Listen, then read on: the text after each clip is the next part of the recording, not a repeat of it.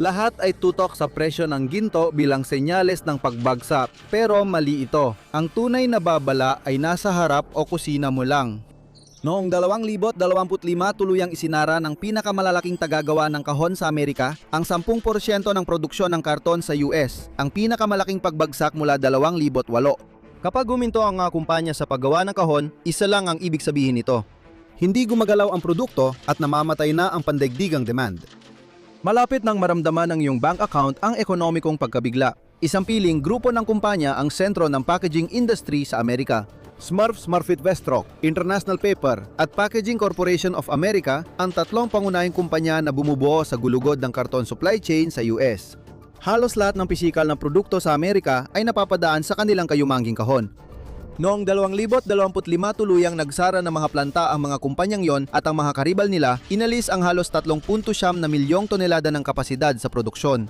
Iyan ay halos ika-10 ng kayang gawin ng Hilagang Amerika. Ang pagsasara noong isang taon ay doble sa laki kaysa sa mga bawas matapos ang krisis pinansyal ng 2008. Ang 2008 ang pinakamalalang pagbagsak ng ekonomiya mula Great Depression. Hindi ito kilos ng malusog na merkado.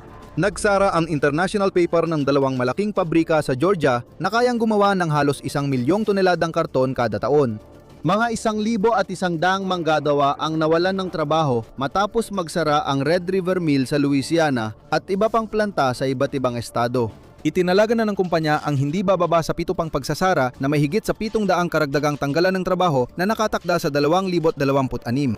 Hindi lang ito nangyari sa isang kumpanya. Nagbawas ang Smurfit Westrock ng mahigit 500,000 tonelad ng kapasidad, isinara ang planta sa St. Paul, Minnesota at itinigil ang paggawa ng karton sa Texas. Tinanggal ng mga pagsasara ang 650 trabahong Amerikano. Nagsimula ring magbawas ng planta ang Packaging Corporation of America. Mahigit 4,500 na trabaho sa industriya ang nawala sa Hilagang Amerika at Europa mula huling bahagi ng 2024 katumbas ng pagbura sa isang buong katamtamang laking bayang pang-industriya sa loob lang ng halos isang taon. Parang masakir yon sa industriya ng karton. Oo, normal lang ang pagsasara at pagbabago sa negosyo, pero iba ang pakiramdam na yon. Buong industriya ay bigla na lang iniiwan ang mga plantang ginugol ng dekada at bilyong dolyar itayo. Una, wala na kasing mga order. Hindi ito isang kakaibang pangyayari lang na nangyari sa loob ng isang taon. Mula noong 2023 tinanggal ng industriya ng karton ang halos 5.4 na milyong tonelada ng kapasidad sa produksyon, isa sa pinakamalalaking pagbagsak ayon sa mga analyst. Aasahang mawawala pa ang 3 milyong tonelada pagdating ng 2027 dahil sa tuluyang pagsasara at pagpapalit ng gamit ng mga planta. Para maintindihan ang pagkawala ng 3.9 na milyong tonelada sa isang taon, isipin mong parang 4 na pinakamalalaking pabrika ng karton sa Amerika ang giniba at hindi na muling babalik. Hindi madali nagsasara ang mga pabrika kahit humina ang negosyo, kaya malaki ang magiging epekto nito. Unti-unting binabaklas ang pisikal na balangkas ng pandaigdigang kalakalan habang nangyayari ito bawat pabrika at bayan. Para maintindihan kung bakit mahalaga sa iyo ang saradong pabrika sa Louisiana, itigil mo ang pagtingin dito at tumingin ka sa kahon sa beranda mo.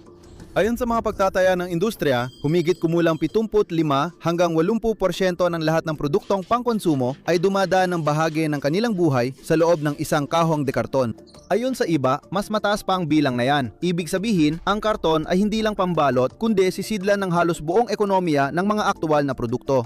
Ang telebisyon sa iyong sala ay dumating sa loob ng isang kahon, ganon din ang mga paleta ng grocery, ang mga pyesa sa loob ng iyong sasakyan at ang package na iniwan sa iyong pintuan. Kapag naputol ang supply, naapektuhan ang ekonomiya at nadadagdagan ng gastos sa lingguhang pamimili.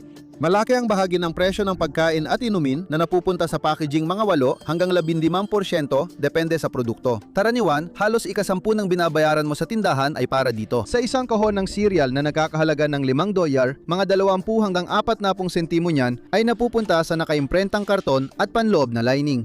Hindi ka talaga bumibili ng $5 na cereal. Bumibili ka ng $4 at 60 sentimo na cereal kasama ang karton na itatapon mo rin sa isang linggo. Araw-araw mo itong nararanasan. Hindi lang ito nakikita sa resibo dahil kasama na sa presyo ng binibili mo ang gastos sa packaging. Kapag naging kakaunti ang karton, tumataas ang gastos na yon at walang sinuman sa kabuuang daloy ng supply ang sasalo nito para sa'yo. Ipinapasa ng gumagawa ang gastos, ipinapasa rin ng tindahan at sa huli, ikaw ang nagbabayad.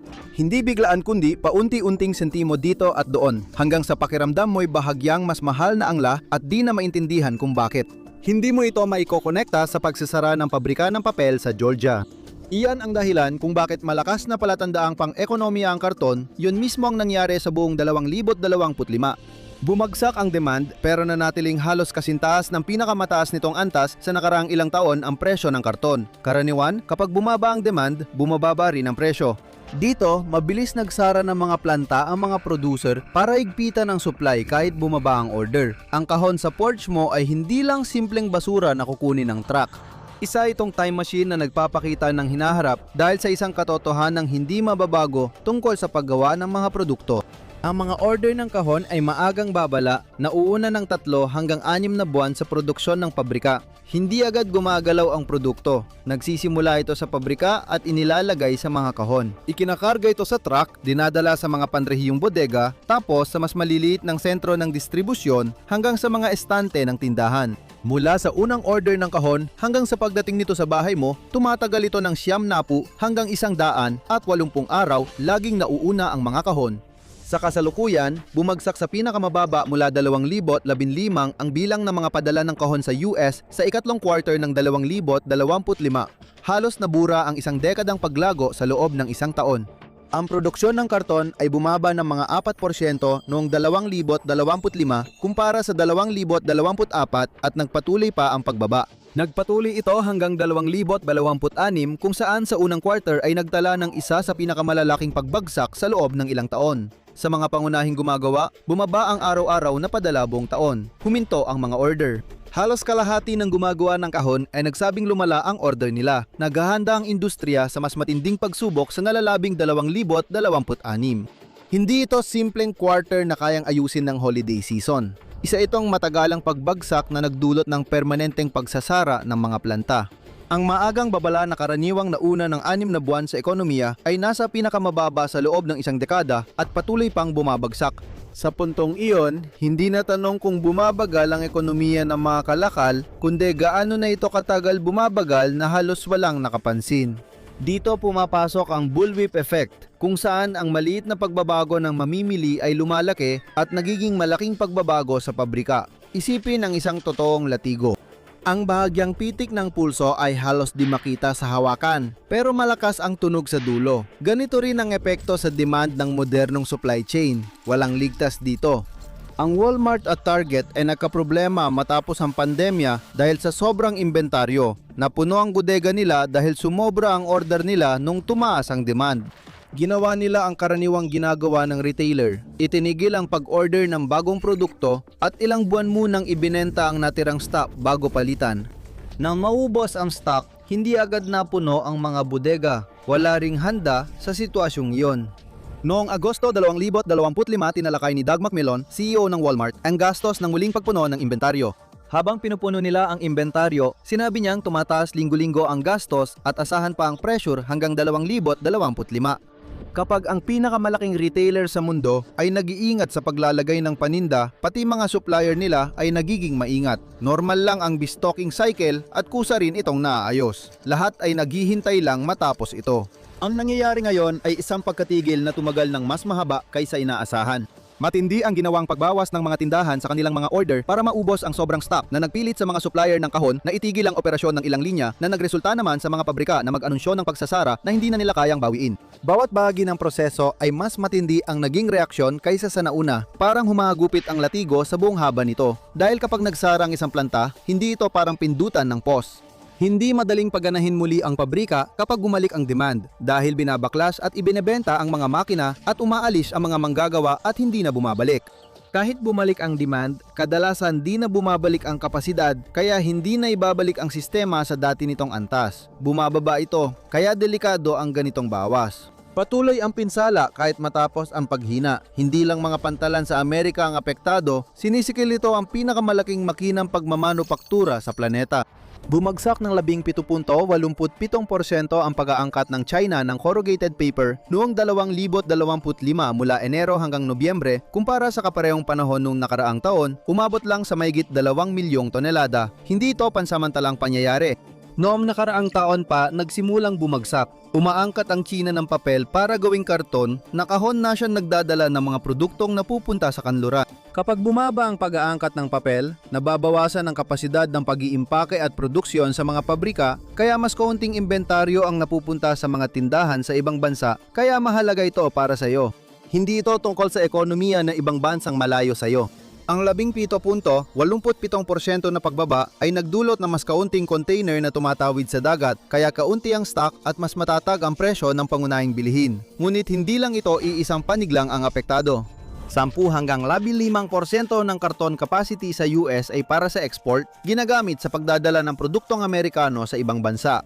At ang panig na yon ay malinaw na nasa ilalim ng matinding presyon.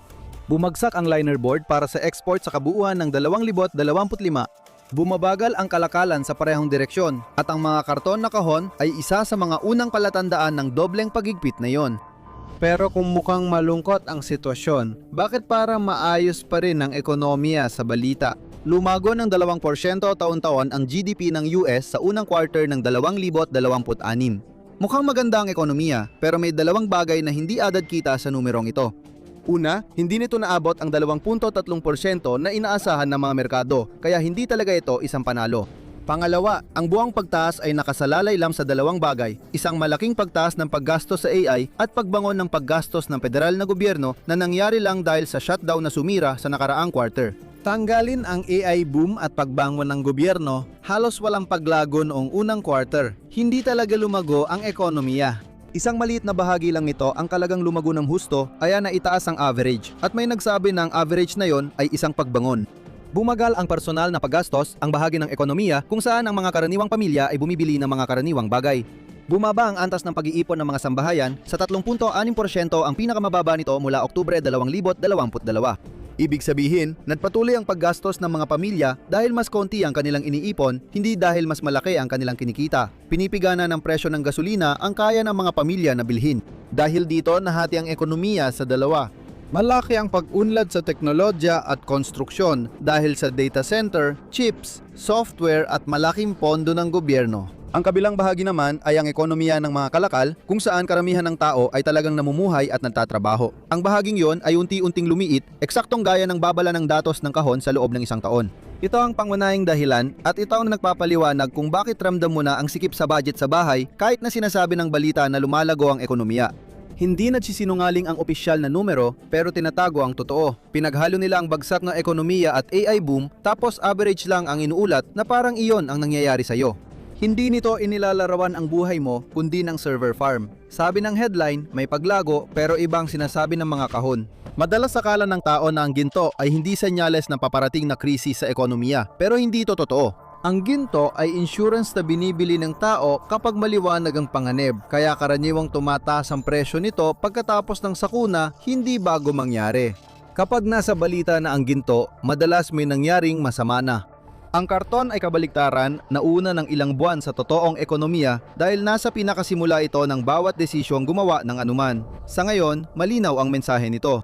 Wala sa mga iyon ang hula tungkol sa hinaharap, nangyari na ito. Maaring hindi ito isang biglaang pagbagsak sa isang umaga. Isa itong mas mabagal at mas mabigat na pangyayari. Isang mahabang panahon ng mababang paglago at mataas na gastusin. Mas kaunti ang laman ng mga estante, mas mananatiling mataas ang presyo ng mga pangunahing bilihin na hindi mo kayang tigilan ang pagbili. Patuloy na lumiit ang ekonomiya ng mga produkto sa ilalim ng numerong inaangat ng AI at pera ng gobyerno. Sa mga pamilya, nangangahulugan itong paliit ng paliit ang nabibili ng kanilang sahod buwan-buwan. Malamang na nasa humihinang kalahati ng ekonomiya ang karaniwang trabaho sa Amerika. Yung boom na usap-usapan ay sa ibang lugar nangyayari. Nagpasya na ang mga gumagawa ng kahon na isara ang pabrika at magtanggal ng mga manggagawa dahil kita na nila ang krisis sa mga talaan ng order nila at hindi na naghihintay ng opisyal na balita. Ang babalang palatandaan ay nasa harap ng iyong pintuan. Libre itong tingnan at hindi pa ito nagkakamali. Kapag naputol ang unang kawing ng kadena, kumakalat ito sa produksyon, presyo at trabaho. Kaya sabay-sabay nararamdaman ang epekto at nagiging hindi komportable ang lahat. Alamin kung ano ang mangyayari kapag bumagsak ang lahat sa paano kung bumagsak ang ekonomiya ng US o panurin mga lang ito.